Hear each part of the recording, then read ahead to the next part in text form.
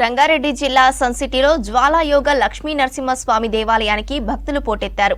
కార్తీక పౌర్ణమి సందర్భంగా దేవాలయం భక్తులతో కిటకిటలాడింది. తెల్లవారుజాము నుంచి పెద్ద ఎత్తున తరలివచ్చిన భక్తులు కార్తీక దీపాలను వెలిగించి పూజా కార్యక్రమాలను నిర్వహించారు.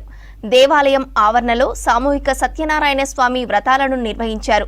128 మంది దంపతులు భక్తులు ఎలాంటి అసౌకర్యానికి గురికాకుండా అన్ని ఏర్పాట్లు చేశారు ఆలయ కమిటీ మెంబర్స్.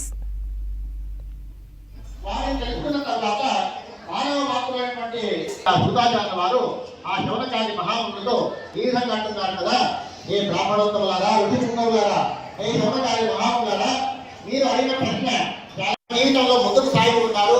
అదంతా ఈ సవిస్తారంగా తెలుసుకుని చెప్పి మీకు చెప్తాను కాబట్టి శ్రద్ధగా వినండి అని చెప్పేసి ఆ శివకాచార్య వారు శివకారి మహాములకు ఈ విధంగా అంటున్నారు.